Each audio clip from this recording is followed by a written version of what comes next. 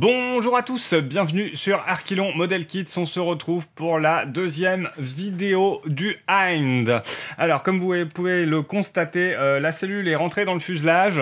Alors, non sans mal, avec beaucoup d'heures et un bon gros chausse-pied, ça ne rentre pas du tout facilement. Hein. C'est vraiment, là, c'est de l'orfèvrerie, c'est vraiment difficile à rentrer, j'ai vraiment passé beaucoup de temps, même si le résultat est, c'est vrai, assez sympa une fois qu'on a toutes les parties ouvertes et tout, ça commence à rendre un truc vraiment sympa une fois dans le fuselage.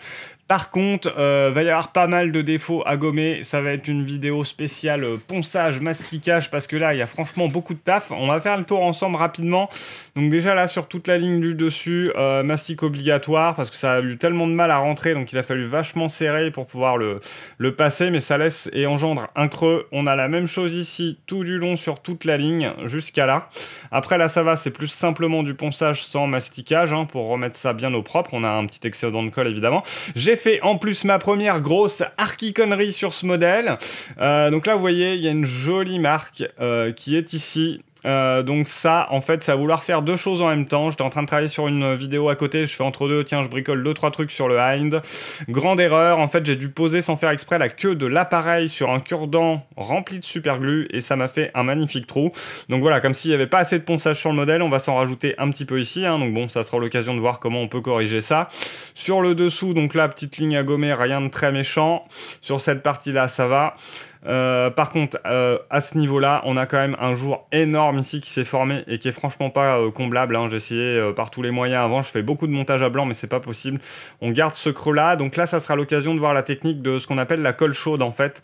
Donc je vais vous montrer ça parce que là, l'écart est tel qu'avec le mastic, on n'arrivera jamais à combler ça. C'est beaucoup trop gros. Alors, il y a l'option aussi, sinon, d'insérer de la carte plastique là au centre, mais vu que ça part un petit peu comme ça en triangle, c'est plus large là que là. Ça va être un peu compliqué. Donc, je vais plutôt utiliser la partie colle chaude, donc on verra ça. À cet endroit-là, j'ai pas eu trop de soucis d'ajustement, même si on voit qu'il y a un petit débord, donc on verra si on peut et comment on peut gommer tout ça. Donc voilà à peu près, puis je reboucherai peut-être là le trou, faut que je vois ce qui va à cet endroit là, donc pas évident, et en plus il y a plein de pièces sur le kit. Donc sur l'avant il reste quoi? Il va rester, je vais plutôt zoomer, les espèces de parties de plaques là qu'on va mettre sur le côté. Alors vous voyez, le truc c'est qu'elles sont à nu à l'intérieur et sur la notice il n'est pas spécifié de couleur. Seul problème c'est que quand on va les mettre, alors déjà elles rentrent plus ou moins bien. Je pense qu'il va y avoir un petit peu de ponçage à refaire à cet endroit-là, parce que ça se jointe pas très bien même en appuyant. Enfin, à voir, c'est pas évident.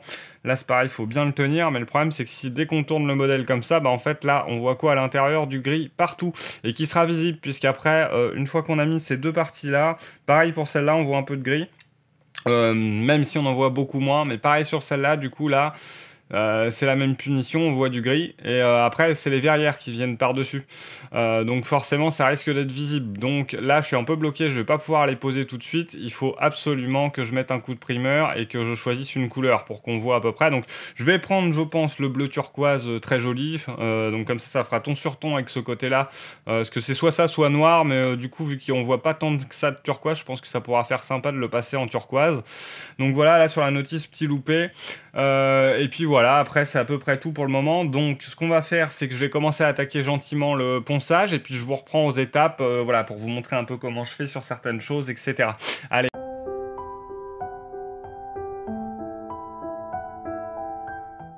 Alors petite astuce, voilà, vous délimitez bien la zone avec du scotch de masquage, comme ça vous évite de mettre du pewty partout, d'avoir tout à nettoyer, de refaire trop de regravures.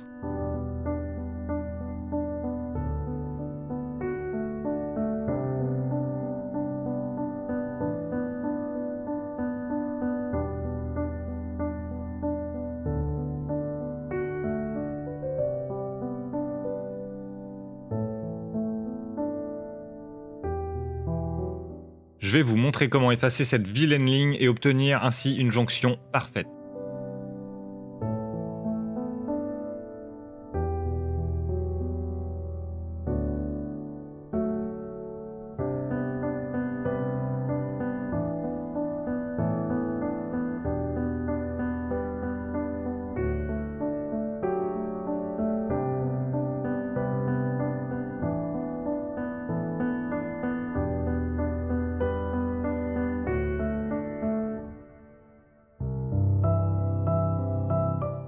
Alors voilà, c'est déjà beaucoup mieux, on voit beaucoup moins la ligne. Et maintenant, on va passer à l'étape polishing.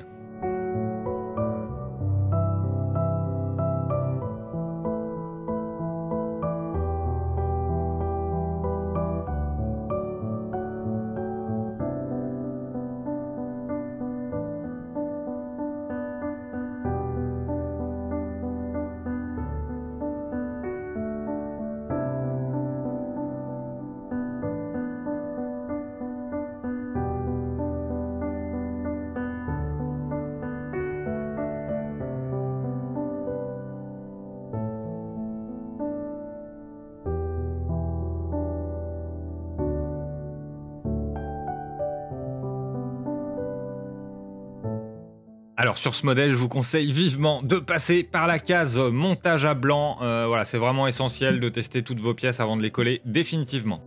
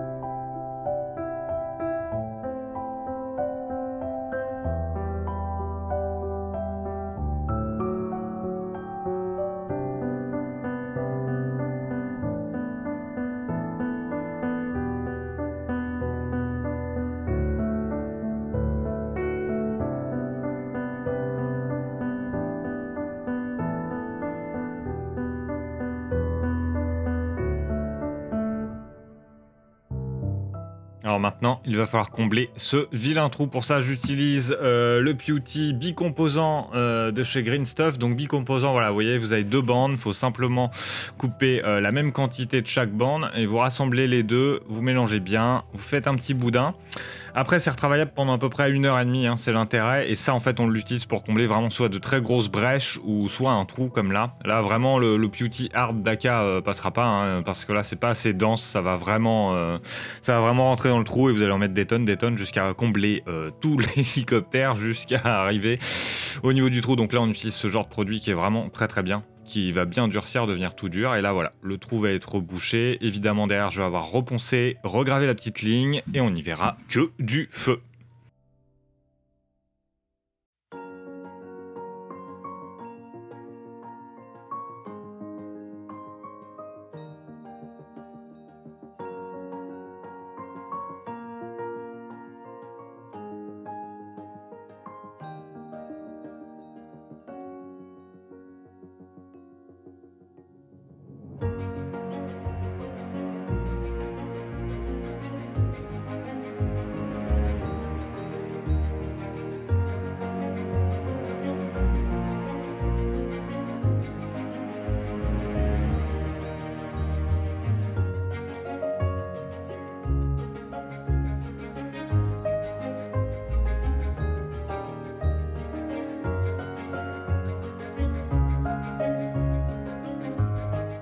Zvezda a vraiment fait du bon boulot, le niveau de détail est vraiment super sympa pour du 1/72e. Regardez-moi ce petit rotor.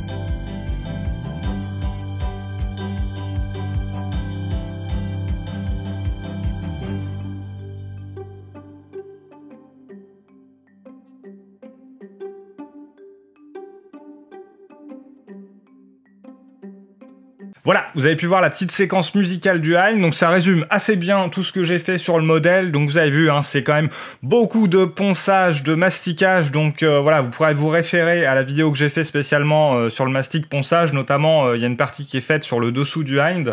Donc voilà, là ce qui a pas été montré dans le clip, c'est la partie primeur, parce que bah voilà, ça est passé à une couche de primeur, c'est assez simple et évident pour tout le monde maintenant, surtout que j'ai déjà montré sur mes vidéos, donc on va pas faire toujours la même chose.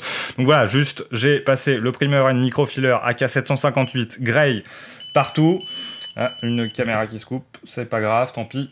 Donc voilà, j'ai passé ça partout et après, en gros, le secret, toujours, hein, je le répète, c'est qu'une fois que vous avez passé ce primer-là, il a un effet un petit peu granuleux, donc faut venir... Alors une fois qu'il a bien séché, donc minimum 24 heures après, vous venez repasser voilà, avec un tissu intissé, enfin voilà, qui laisse pas de pluche ou de résidus, vous venez frotter toute la surface pour qu'elle soit bien lisse. Et vous allez voir, au travail, au début, c'est un peu granuleux, et plus vous allez frotter, plus vous allez voir, ça devient tout lisse comme une peau de bébé. Donc ces petits secrets, moi j'aime bien utiliser ce type de textile qui est fait pour nettoyer les lunettes, c'est juste parfait, ça laisse pas de traces, ça laisse pas de pluche ou de résidus de textile, c'est vraiment nickel. Donc voilà, après sur le Hind, à vous montrer en résultat sur un primeur, franchement en vidéo, c'est vraiment pas évident, mais on est vraiment pas mal, hein. Surtout ce que j'ai regravé, j'ai poncé, vous voyez sur le dessus, là le résultat est vraiment sympa. Sur le dessous, il me reste un POC, alors je fais gaffe en le tenant, parce qu'il y a plein de petites pièces, il y a un POC juste qui reste ici un petit peu, donc je vais voir, peut-être soit reponcer, soit honnêtement je laisse comme ça, parce que c'est en dessous et que ça va pas être forcément visible. Alors après, quand vous avez des petites marques comme ça, vous pouvez aussi en profiter pour jouer un peu sur le shipping et faire une petite partie usée, quoi. Voilà, vous pouvez aussi utiliser les défauts que vous retrouvez pour l'user un peu naturellement, et franchement ça passe bien. Donc voilà, sinon sur tout le reste, franchement on est pas mal. Même la grosse connerie que j'avais fait sur le côté de l'aile, je reste dans le cadrage, franchement c'est quasi invisible, ça fait un léger creux honnêtement, hein, à l'œil nu, mais c'est franchement très peu visible. Donc là dessus il y a des trappes qui sont pas collées du tout, hein, c'est juste posé pour faire la peinture. Parce qu'en plus on a un camouflage biton sur ce modèle là, donc voilà. Après c'est un modèle qui est pas franchement évident, il y a beaucoup de pièces, là vous voyez j'ai tout laissé rassembler.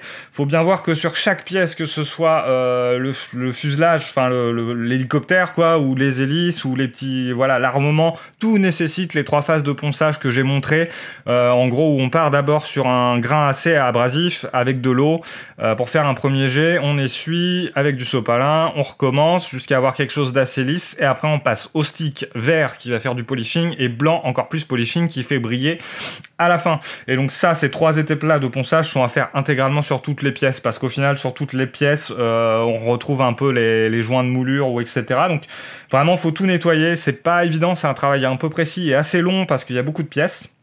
Donc voilà, c'est pas forcément un modèle, il s'assemble assez bien, franchement ça va.